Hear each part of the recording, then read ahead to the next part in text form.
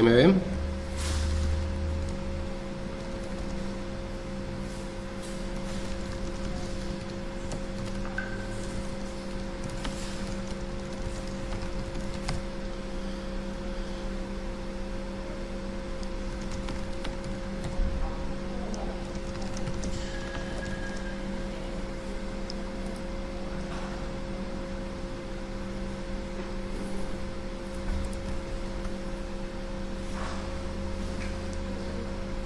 Perfecto, bueno, buenísimo.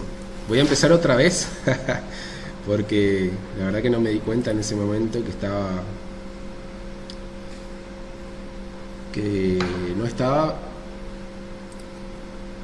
live. Lo que voy a hacer es voy a mantener en mi otra pantalla el chat, así ustedes me van avisando cualquier cosita, cualquier corte, me avisan por el Discord, que es más cómodo para visualizar, porque tengo varias cositas acá abiertas, así que se me complica.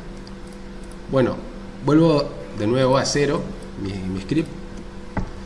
Lo que justamente puse en pantalla es debajo del título del Visual Studio el texto del desafío, ¿no? Para que ustedes estén ubicados de qué estamos hablando. La idea es resolver el desafío anterior que había quedado pendiente, para cerrar ya la parte de programación orientada a objetos. Ya eso lo dejamos atrás y ya lo doy por comprendido. Este código lo voy a compartir dentro de los recursos una vez finalizado nuestro stream acá, nuestro encuentro, lo voy a compartir, pero la idea es que ustedes traten de esforzarse en construirlo de cero, porque copiar y pegar está bueno, pero hasta cierto punto, o sea, algunas cosas, digamos, es necesario construirlas y de alguna manera aprender así con errores, porque así se aprende, ¿no? De resolver errores y demás. Bueno,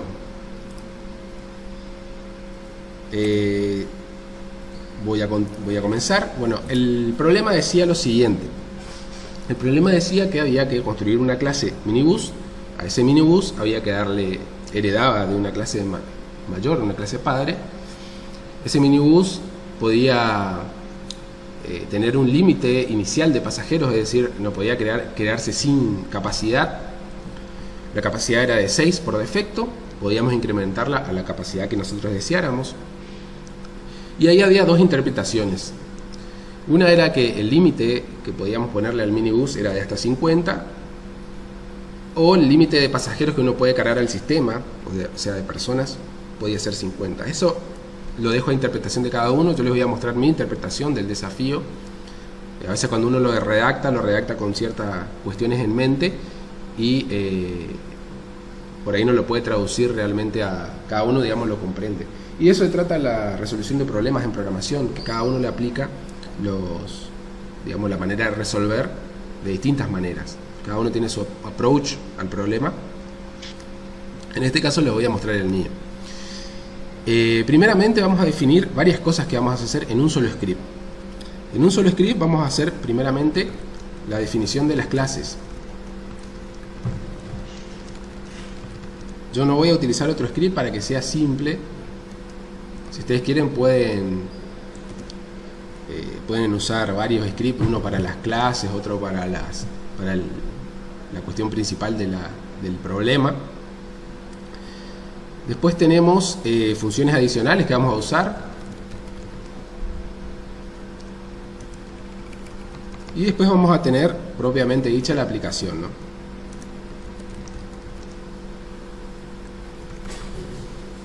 Todo lo podemos tener en un solo script.py, ¿no? Perfecto. Se ve, ustedes me avisan cualquier cosita. Primeramente vamos a definir la clase vehículo. La clase vehículo va a ser una clase breve, simplemente a manera de ejemplo de cómo una clase padre puede influenciar a la clase, a los descendientes, digamos, ¿no? Lo que vamos a hacer es simplemente crear un atributo de instancia, de objeto, digamos, que va a ser tipo, y después vamos a crear una expresión del objeto, digamos, una descripción para que cuando nosotros imprimamos el objeto no sea algo vacío, algo sin significado, ¿no? En este caso le vamos a poner, no es necesario poner, en este caso como es solo un elemento que vamos a imprimir, no es necesario poner un formateo de strings, pero yo lo coloco para costumbre. Esta función str, esta función str es similar a toString dentro de Java. Por lo que están cursando Java se van a acordar de toString, que es el método para describir un objeto, ¿no? Y después vamos a crear el hijo, que es justamente minibus, que es donde vamos a cargar cada uno de los pasajeros. Variedad de vehículo. Y a su vez vamos a definir, por ejemplo, un constructor. A este constructor le vamos a dar una capacidad por defecto de 6. Y ahora lo que vamos a hacer es a vehículo le vamos a llamar al padre, al constructor del padre, y le vamos a pasar este objeto y le vamos a pasar también un tipo, la descripción del tipo, que va a ser minibus.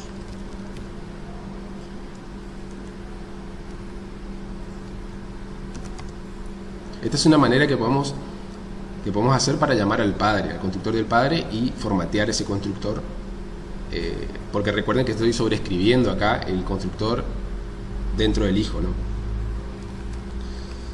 De esa manera no tenemos que volver a crear un tipo, volver a hacer todo otra vez. Y lo demás sigue siendo igual. Capacidad, lo ya he explicado, ¿no? Capacidad y, bueno, pasajeros. No va a ser necesario que lo pasemos por los atributos. Pasajeros comienza vacío siempre en el constructor y después se va agregando dentro de un método. O sea, ni siquiera necesitamos pasarle la lista.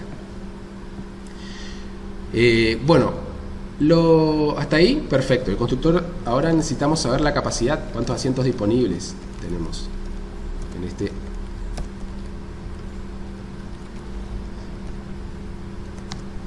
en este minibus. Los asientos disponibles simplemente va a ser una función que no va a recibir parámetros, simplemente va a devolver si es verdadero o falso, si hay asientos o no hay asientos disponibles. Si no hay asientos disponibles,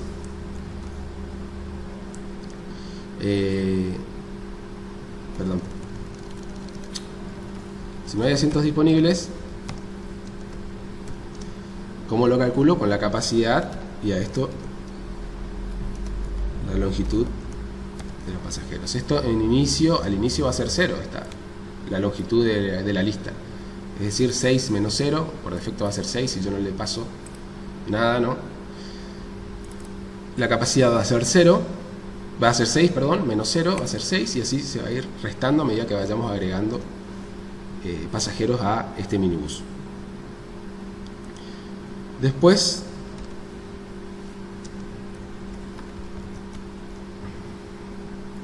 bueno, antes de describir, estaba olvidando, antes de describir esta clase, los objetos de esta clase, vamos a definir cómo cargar pasajeros. Self siempre como primer parámetro, y le vamos pasando los pasajeros de A1, que va a ser las clases que vamos definiendo, que vamos a definir después, la clase pasajeros, que va a ser, como es compuesto, o sea, un pasajero tiene varios atributos. De esta manera pasamos solamente un objeto, ¿no? Un objeto de tipo pasajero. Y bueno, en este caso sí, no hay asientos disponibles. Lo llamamos propiamente a la función, al método acá que tenemos implementado acá. Retornamos como falso. Y si hay asientos disponibles, significa que vamos a hacer una append de pasajeros, es decir, podemos agregar el pasajero que estamos pasando.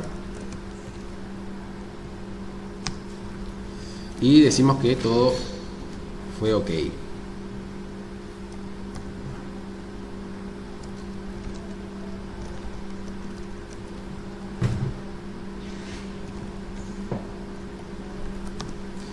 Vamos a describir qué es lo que contiene el objeto creado con esta clase. iba a ser, por ejemplo, el vehículo, vehículo tanto, de capacidad tanto. Fíjense que si yo hago doble clic y simplemente abro una llave, ya puedo escribir dentro de los slots que creé, ¿no? Y acá lo que puedo hacer es, por ejemplo,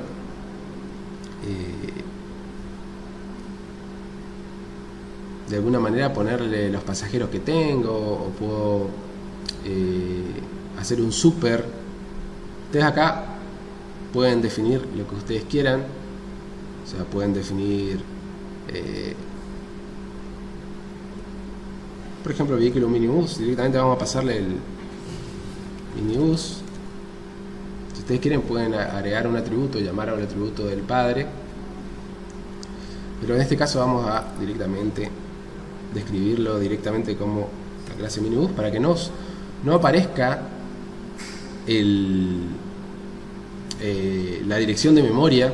Acuérdense que cuando ustedes no ponen esto, aparece la dirección de memoria directamente.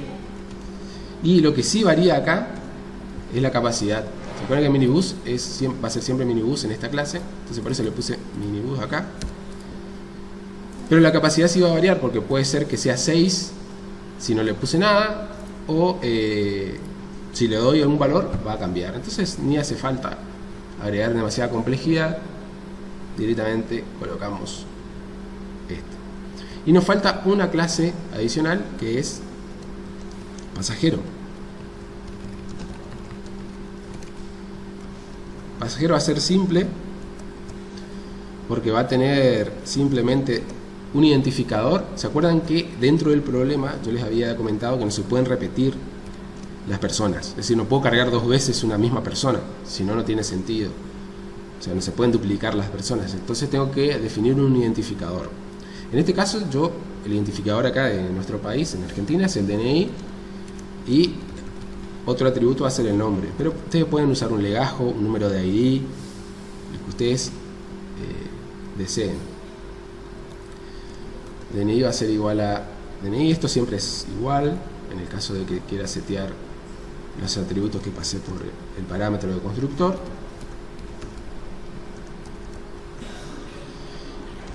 Y la descripción de las propiedades de este objeto.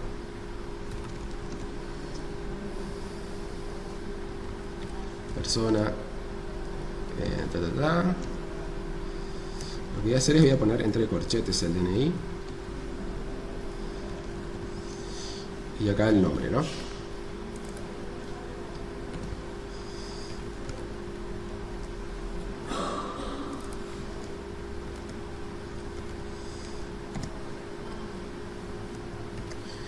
Y terminamos la definición de las tres clases que vamos a necesitar para implementar nuestra aplicación.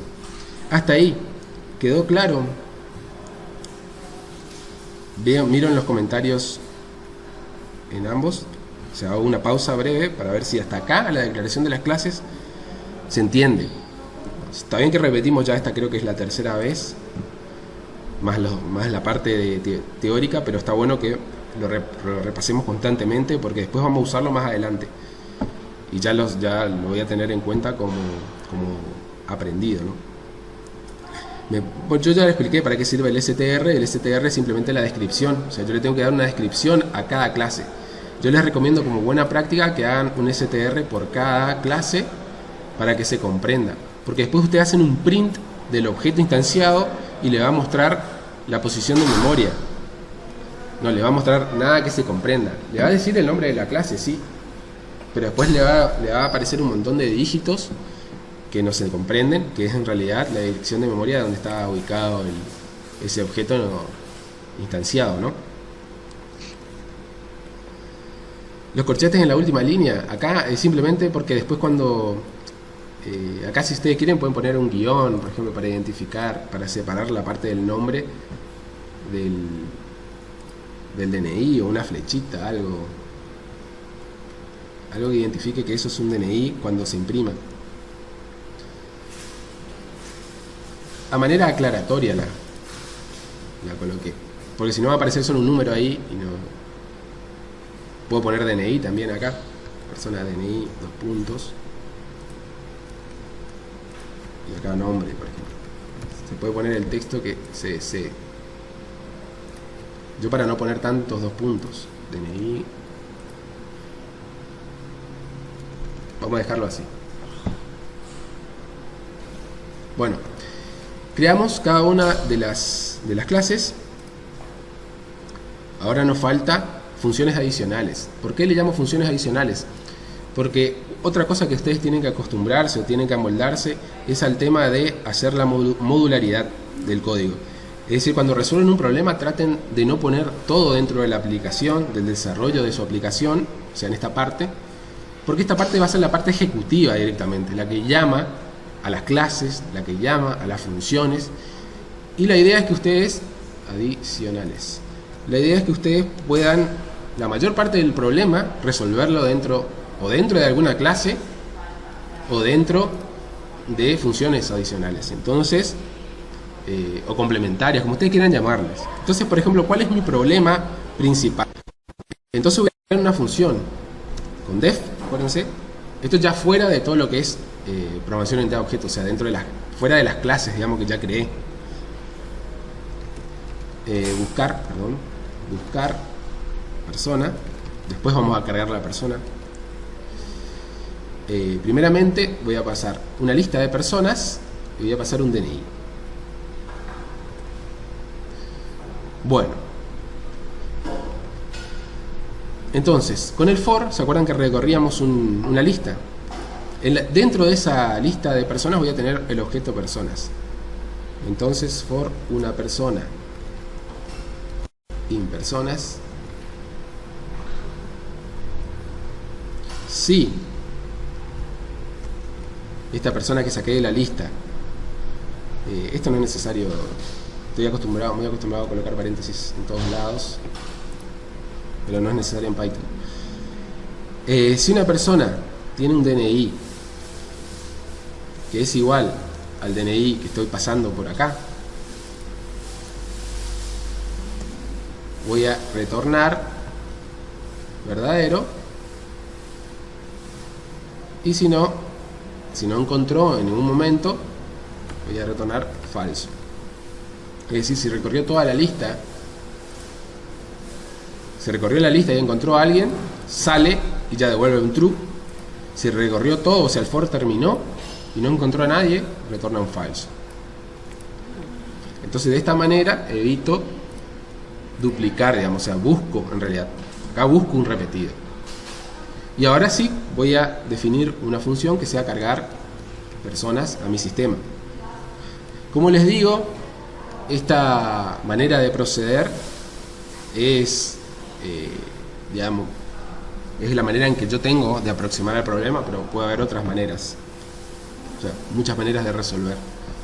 Hay tantas maneras de resolver como personas, o sea, cada uno le aplica la impronta que tiene, ¿no? Bueno, paso a la lista de personas, porque quiero cargar personas a una lista. ¿Qué es lo que primero que tengo que ver? Y bueno, en este caso yo quiero limitar la cantidad, o sea, no quiero poner infinitas personas. Entonces, lo que voy a hacer es, mientras la longitud de estas personas, o sea, de la lista, sea menor a 4, por ejemplo, acá le podemos poner 50 si queremos, pero para poder probar vamos a dejarle en 4. Entonces podemos testear. Y lo que voy a hacer es hacer un input del DNI. Le pregunto primero, o sea, dentro de este while le pregunto cuál es el DNI, ¿no? Le pongo ingrese el DNI de la persona. Y tenemos de alguna manera que terminar con algún dígito. Entonces vamos a poner 0 para terminar.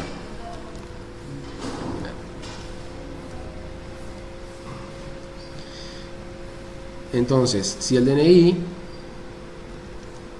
es 0, o sea, la persona ingresó 0, otra vez el paréntesis. Como ven, tengo demasiada la costumbre. Lo que puedo hacer es hacer un break y salgo de este bucle while, ya lo termino. Hasta ahí todo perfecto. Pero ¿qué pasa si la persona, acá cargué el DNI, ¿no? ¿Qué pasa si la persona pone un espacio? Primeramente, ¿qué pasa si pone una letra? Esta conversión de mi entrada a entero me puede devolver un error. Entonces, ¿se acuerdan que tengo que poner un try y un except? En otros lenguajes es try catch, acá es try except. Y value error es el error que me define que se ha ingresado un valor erróneo, ¿no?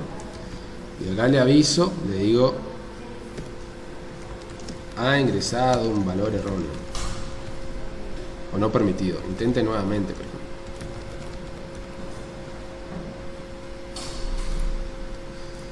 Entonces, cuando se dé un error, que la persona ponga mal el dígito, va a ir por el except, le va a informar que ingresó un valor y va a volver al while acá arriba. Va a volver a solicitar un DNI, ¿no? Perfecto. Hasta ahora controlé un problema, o sea, me anticipé a un problema que puede suceder. Eso es lo que ustedes tienen que tratar de hacerlo. A veces no es posible, a veces uno lo va descubriendo mientras va compilando, pero uno tiene que tratar de anticiparse a esto, ¿no? Disculpen por ahí que yo ignoro algunas preguntas porque la idea es avanzar con el problema y resolverlo y no pararse, ¿no? Pero acá estoy pasando un int justamente porque mi DNI es, o sea, estoy convirtiendo a un int porque mi DNI tiene un valor, acá en Argentina por lo menos tiene 8, son 8 dígitos, dígitos enteros, digamos, un valor entero. Otro control tendrán que adicionar o agregar si su número de identificación incorpora letras, incorpora combinaciones o demás. Esto es para un problema simple, ¿no?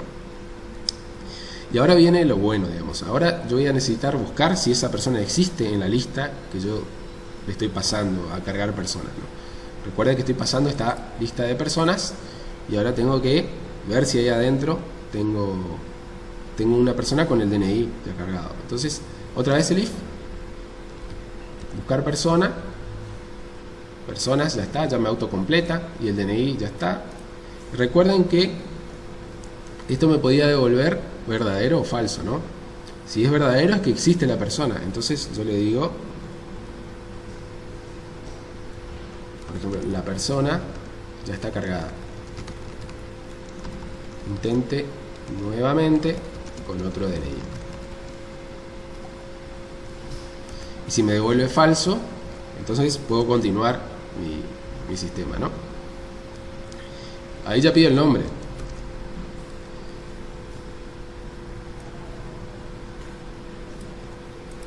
Pido ingrese el nombre, por ejemplo, de la persona. Acá no necesito, como es un string el nombre, no hay problema, pero sí tengo que verificar que no me ponga un carácter vacío. ¿Cómo lo hago? Simplemente, si hay algo en nombre, o sea, hay un texto, ahí sí puedo procesar, ¿no? Si no hay nada, tengo que decirle que empiece nuevamente, ¿no? No ha ingresado un nombre, intente nuevamente. Y esto lo que va a hacer es simplemente no se procesó nada, va a volver de nuevo al inicio, a la línea 48 y va a ejecutar todo otra vez. Pero si ingresó sí un nombre, o sea, existe, entonces ahí recién ya puedo crear, por ejemplo, persona, instancia, y acá creo pasajero, bueno, por ahí confundo medio los nombres, pero pasajero, persona es lo mismo, ¿no? O pasajero, instancia, así que pasajero, instancia, y ahí le paso el DNI y el nombre, porque ya estoy asegurado de que en este momento, en la línea 56, estoy seguro de que se ingresó un DNI, de que que es un número, se ingresó un nombre que está, digamos, no un nombre vacío, y a su vez este DNI no está duplicado. O sea, acá estoy asegurándome de todo. Y simplemente ya a la lista de personas que tengo acá le agrego, le hago un append de este objeto, de esta instancia. Y esto lo puedo ejecutar la cantidad de veces que yo quiera. Acá yo le puse 4, pero como les dije, puedo hacerlo 50 veces. Por eso yo les decía, no es necesario crear 50 variables de pasajero, sino yo, haciéndolo de esta manera, puedo instanciar varias veces e ir pasándolo a una lista. Y yo me aseguro que esto sea único. Digamos. O sea, me aseguro de que no sean repetidos. Y acá terminó las funciones adicionales que yo iba a necesitar para mi sistema. Tengo que ejecutar ahora la aplicación, o sea, tengo que cargar datos, tengo que probarla.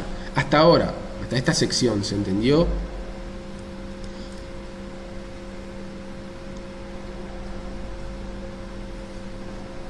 ¿Se entendió bien?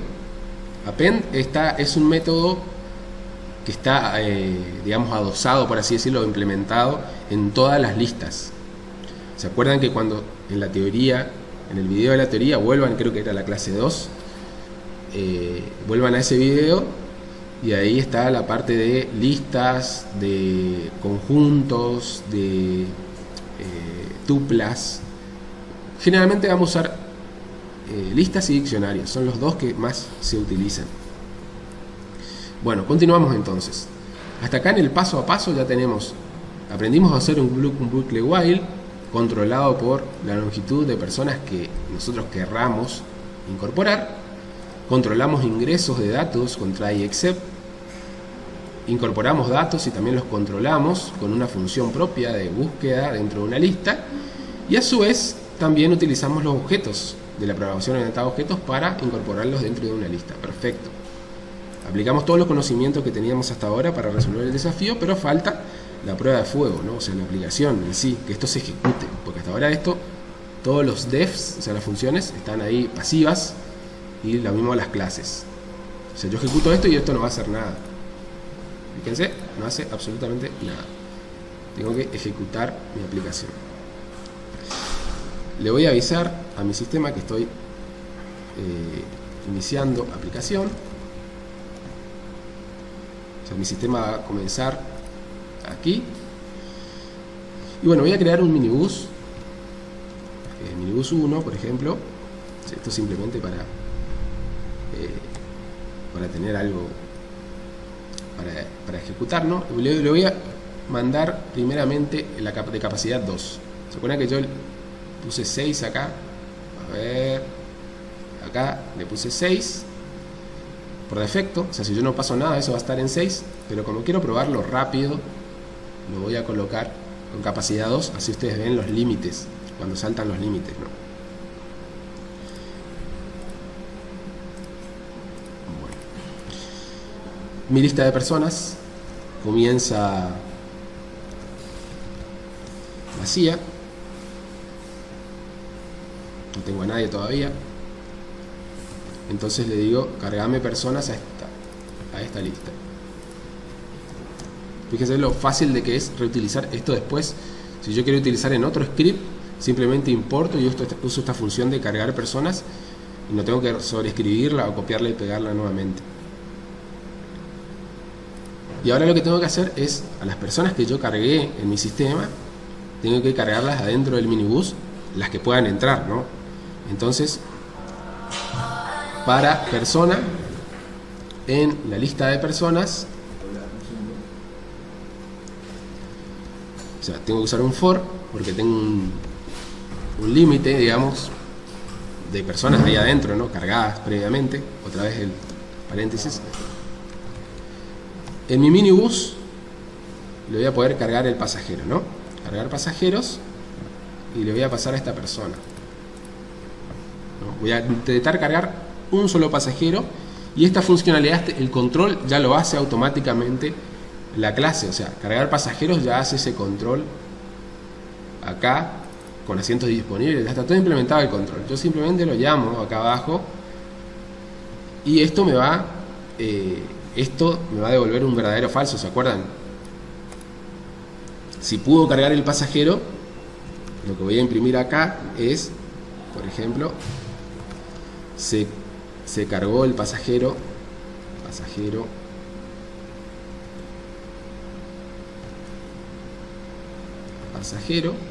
o persona es el objeto en realidad que estoy usando.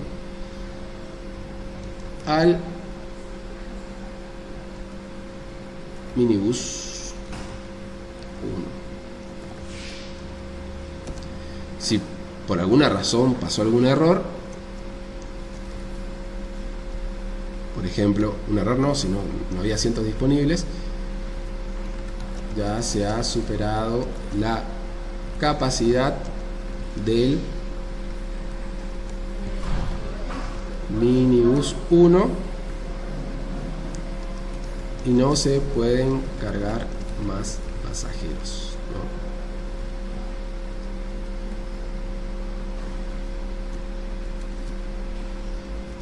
Y acá terminé. Fin de mi aplicación. Vamos a probar si esto funciona y vamos a corregir si es que hay algún error. Vamos a pasar al debug, digamos, ¿no? DNI de la persona 123, nombre de la persona fulano, DNI de la persona 234, mengano, 456, sultano. Fíjense, 456 pongo de nuevo, la persona ya está cargada, esa parte funciona. 789, perengano. Fíjense, al finalizar la carga de personas, se cargó el pasajero 123, fulano, al vehículo minibús de capacidad 2, y se cargó el pasajero DNI 23, mengano, al vehículo minibús de capacidad 2. Como la capacidad es de 2, cuando quiere cargar a los otros dos pasajeros, le va a decir ya se ha superado la capacidad del vehículo de capacidad tanto y no se pueden cargar más pasajeros. Ya se ha superado, o sea, intentó hacerlo 2 veces. Si yo quiero, puedo informar qué persona es. No se puede cargar a la persona esta, ¿no? Así me queda más informado en la aplicación. Entonces tengo las 3 secciones bien separadas. Fíjense lo breve que me queda el código de la aplicación cuando ya implementó en otras partes funciones adicionales. Bueno, ¿alguna pregunta relacionada a la aplicación?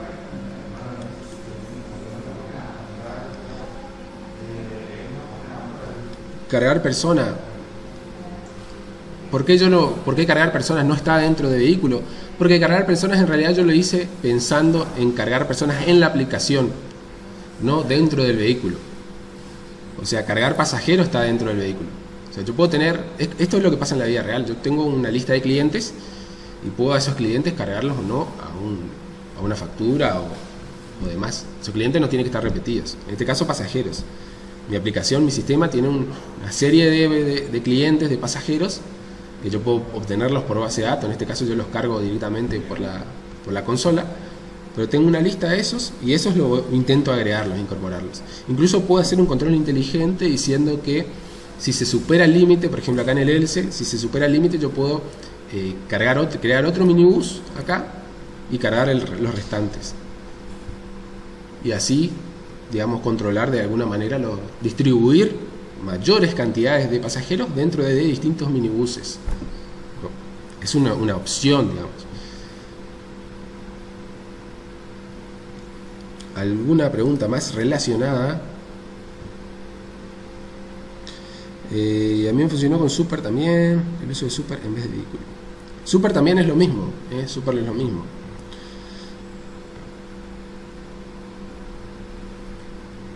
Minibus text no arguments puede ser si vos acá en el init no le pusiste el atributo, digamos, o sea, en el constructor no le diste ningún atributo, entonces te dice que en realidad no le estás pasando un argumento de capacidad y en realidad él no acepta ningún atributo.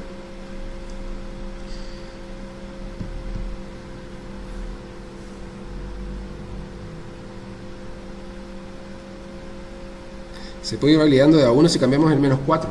El menor a 4 acá yo le coloqué para darle un límite a la cantidad. Si no voy a estar cargando eternamente hasta que ponga 0, ¿no?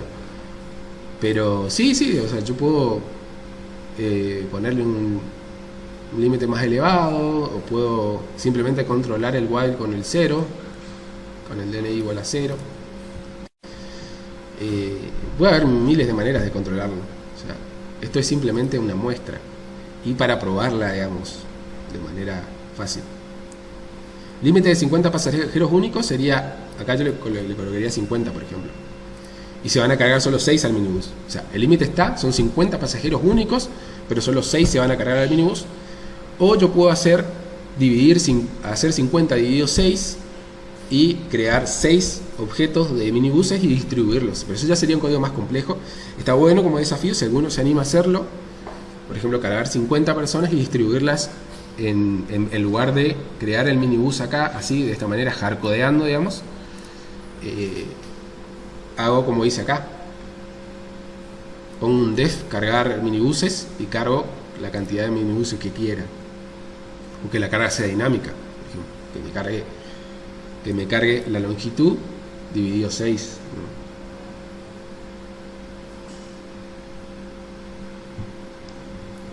¿Por qué crear dos listas? Yo creé dos listas porque una es la lista de personas general. Le voy a poner un comentario acá, así se entiende. Lista de personas general del sistema. Y esta lista que está acá adentro es del vehículo. Lista del vehículo. Imagínense una terminal.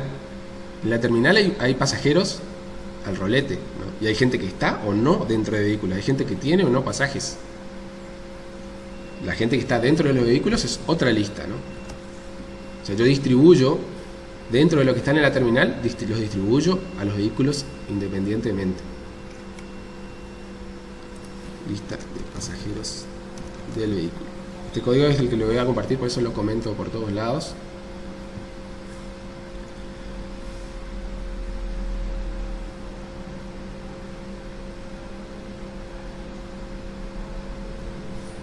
Qué raro que te dé TechnoArguments. Tenés la misma declaración. Capacidad igual a 6. Tenés el self, coma, capacidad igual a 6. Y acá te da, al ejecutar esto, habría que debuguear tu código completo. ¿Por qué la lista creada dentro del init debe tener el prefijo self? Se supone que esta lista no es un atributo de clase, ¿o sí?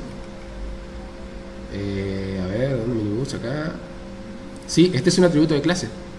Se inicializa en 0, porque acuérdense que el constructor es un inicializador.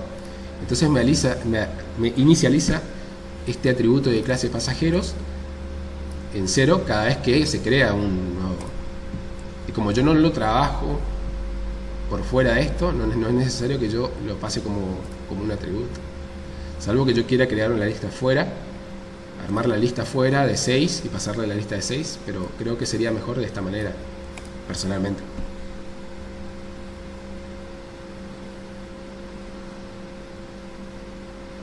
Lo voy a subir al Discord ahora, ya mismo.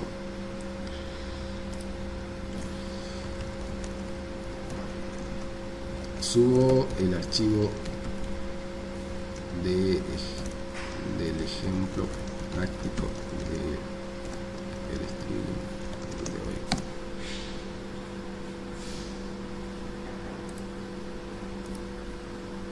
Denme un momentito.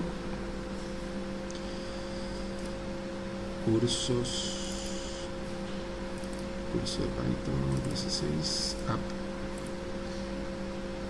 Le voy a cambiar el nombre porque si no se va a entender mal. Desafío minibus le voy a poner. Recuerden que esta es una posible resolución. Ustedes le pueden dar 1000 vueltas si quieren. Así es la programación.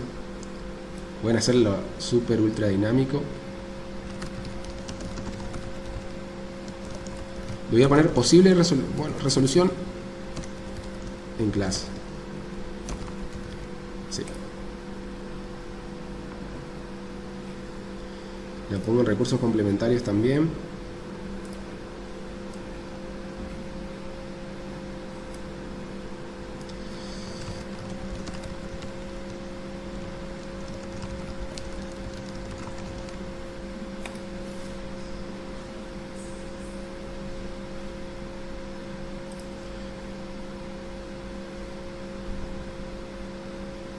está justamente para que no se pierdan, está también en la parte de recursos, y también lo voy a subir a la plataforma, así está en todos lados y lo pueden ver.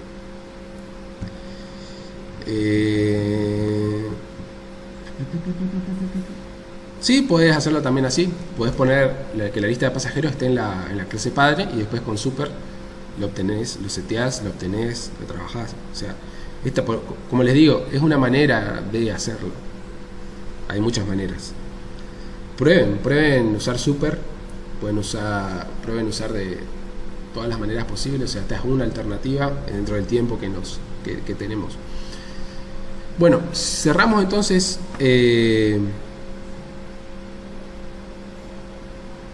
Lo hice distinto, pero funciona. Exacto. Que funcione, perfecto. Eso no me ven.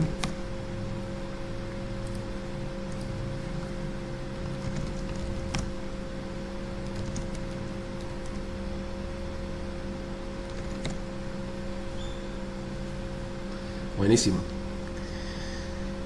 Les decía, está re bueno que hagan un code review, digamos, o sea, vayan línea por línea y vean qué pueden optimizar, porque un código que resuelve el problema está bueno, resuelve el problema, pero lo mejor es el código que tiene buenas prácticas, que es más eficiente, que usa menos líneas de código. Por ejemplo, no es lo mismo colocar un if y un else. En este caso, fíjense, yo acá no coloqué un if y un else directamente, retorno el falso ya cuando termina el if. Cuando el if se cumple, retorna el falso, ni analizo un else. Si no se cumple, salta directamente a esta parte. Lo mismo, hay otras prácticas en las cuales yo primero, en la línea anterior al if, pongo lo que es negativo, y después en la línea siguiente del if hago una modificación. En un if de una sola línea hago la modificación si se cumple el if.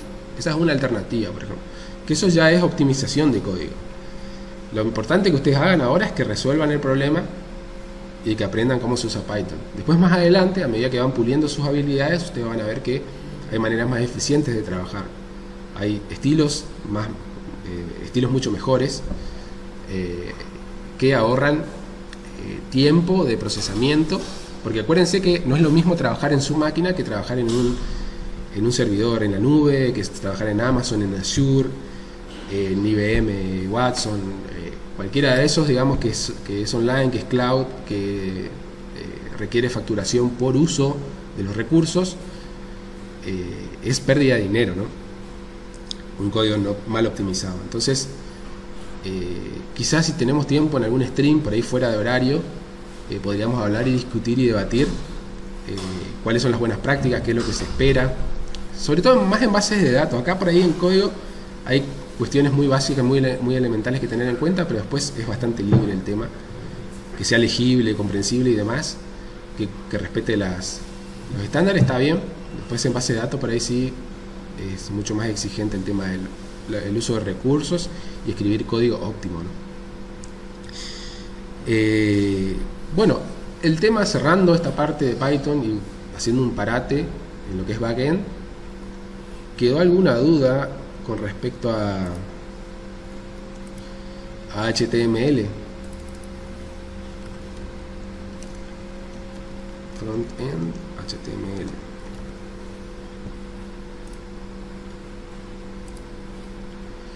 ¿Quedó alguna duda con respecto a lo que es la estructura, cómo funciona?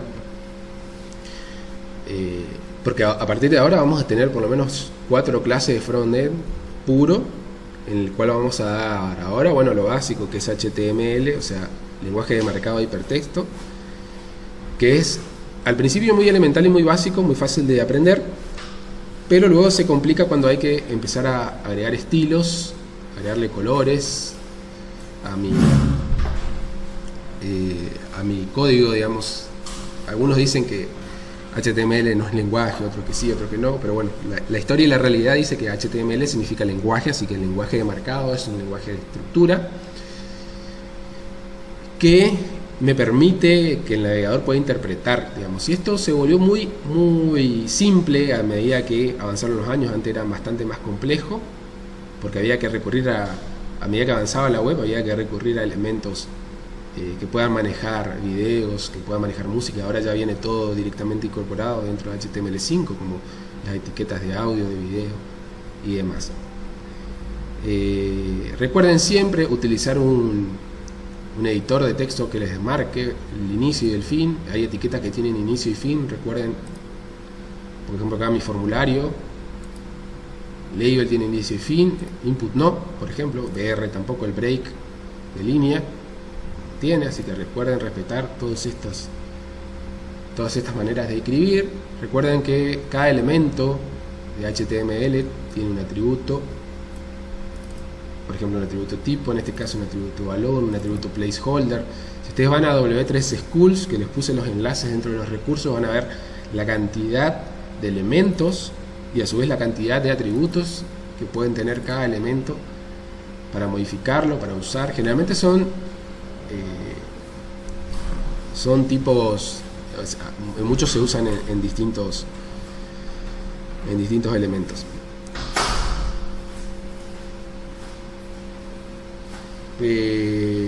Disculpen que salté, por ahí pareció un salto un poco brusco, pero bueno, nos estamos quedando sin tiempo, por eso que no quería dejar esto colgado. Por eso les compartí el código, después ustedes lo interpretan en el tiempo que desean. Lo que vimos en la clase, vieron en la teoría anterior, la clase de hoy, la clase de stream de hoy, sumado a lo nuevo. Y bueno, después a esto, digamos, al HTML puro se le va a sumar obviamente el CSS, que es una manera de darle estilo, de darle colores, formas, de adaptarlo a distintos comportamientos. En la clase que viene vamos a ver más comportamientos, digamos, utilizando CSS. Y también vamos a dar cuestiones que tengan que ver con cómo mostrar y adaptar el contenido del HTML a distintas pantallas, es decir, cómo hacerlo responsivo, utilizando pequeños códigos dentro de la hoja de estilos CSS o la hoja de estilos encascada. Esto lo ven que hay un quiebre porque es otro lenguaje que aprender, otro estilo de programar, otra manera de encarar, así que por eso es un parate. Y después, al final, en las últimas clases, metemos todo este mejunje, este lío de cosas, las incorporamos dentro de un framework. Entonces ustedes cuando abran el framework van a ver, esta parte es HTML, entonces acá lo edito de una manera, esta parte es el estilo CSS, entonces lo edito de otra manera, y esta parte es Python, entonces ya esta parte la escribo de una manera, y esta parte son modelos que tienen que ver con la programación orientada a objetos que aprendí en Python. Entonces fíjense todas las cosas que se incorporan dentro de un solo framework, por eso vamos dando paso a paso, ¿no? Y después a todo este frontend simple y básico se le va a sumar JavaScript, que tiene también todo un universo programático aparte para agregarle dinamicidad a la parte frontal, la parte que ve el usuario, ¿no? Porque hasta ahora la parte de Python que vimos es prácticamente la parte de procesamiento cuasi automático, ¿no?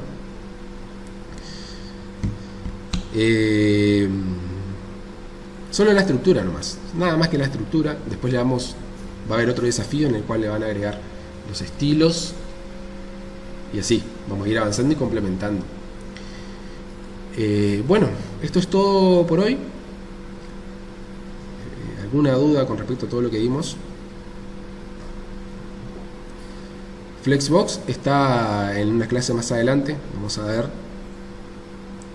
tanto Flexbox como Grid, ambos lo vamos a dar.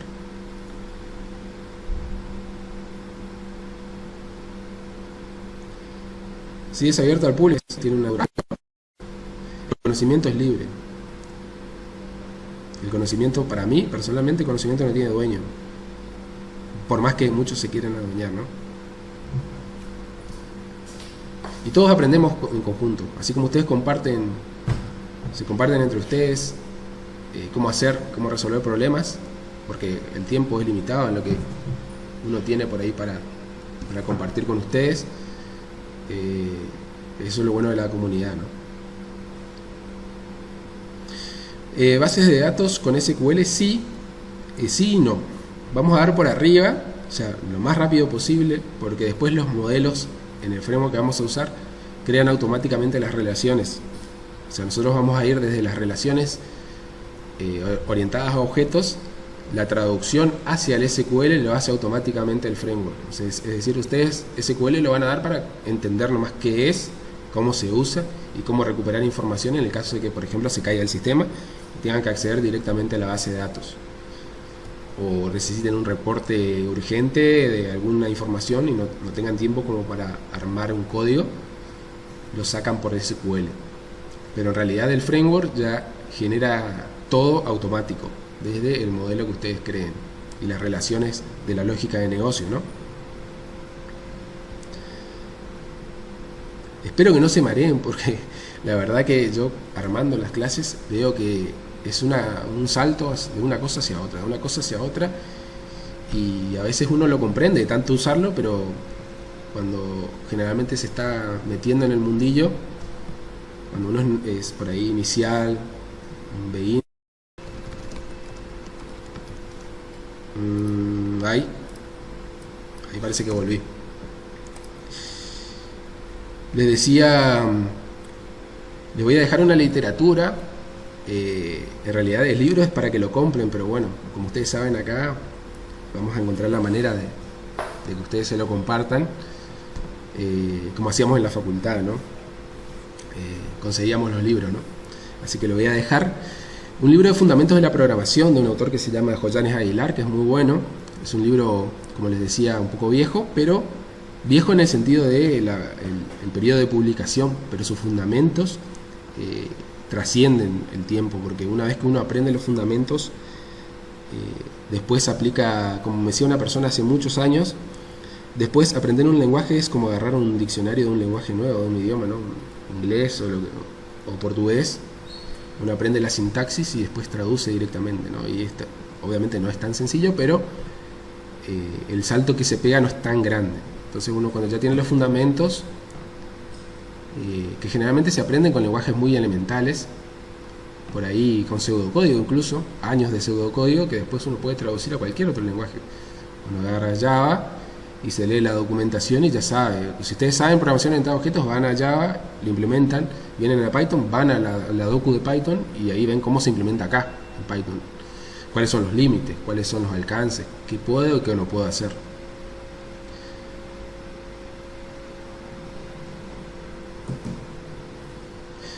Sí, entiendo, los bucles es algo que se trabaja muchísimo tiempo, sobre todo cuando se trabaja con ordenamiento de los elementos. Fíjense, años lleva aprender temas de ordenamiento y búsqueda. Son cosas elementales para aprender, que lleva mucho tiempo. Pero después uno se encuentra con Python, por ejemplo, donde uno hace a una lista, le hace punto sort y te la ordena, y vos llevaste tantos años ordenándola a mano. Es como, por una parte un alivio y por otra parte decís, tanto tiempo, ¿no? Pero todo ese tiempo es una construcción mental, ¿no? Los ejercicios los pueden sacar, como les digo, Google es su amigo, saquen más ejercicios de ahí, pongan Python Exercises y ahí tienen para divertirse. Bueno, los dejo, gente. Como siempre, un gusto tener estas clases prácticas con ustedes. Nos vemos la semana que viene. Van a tener un nuevo videito de teoría, quizás otro examen. Como siempre, les voy a dar una semana para resolverlo. Una semana es suficiente como para tener tiempo y encontrar un huequito para hacerlas. Llevan 5 minutos, más de eso, ¿no? Bueno. Y los que no aprueban por alguna razón, no se queden ahí, o sea, sigan cursando. O sea, esto es aprendizaje, más allá de un examen y un certificado. Repásenlo, vean. Perfecto, muchas gracias por escucharme. Yo sé que el tiempo es oro para muchos y yo aprecio mucho que estén acá, que estén escuchándome. Así que nos vemos. Nos vemos la próxima, en el video de teoría y también en nuestro streaming de práctica. guarden las preguntas que vayan teniendo y acá trataremos de resolverlo. Si no lo puedo yo, seguramente alguien podrá compartir su solución con ustedes o podrá compartir alguna resolución, ¿no? Así que a no desesperar, eso es lo elemental, a no desesperar. Saludos para todos.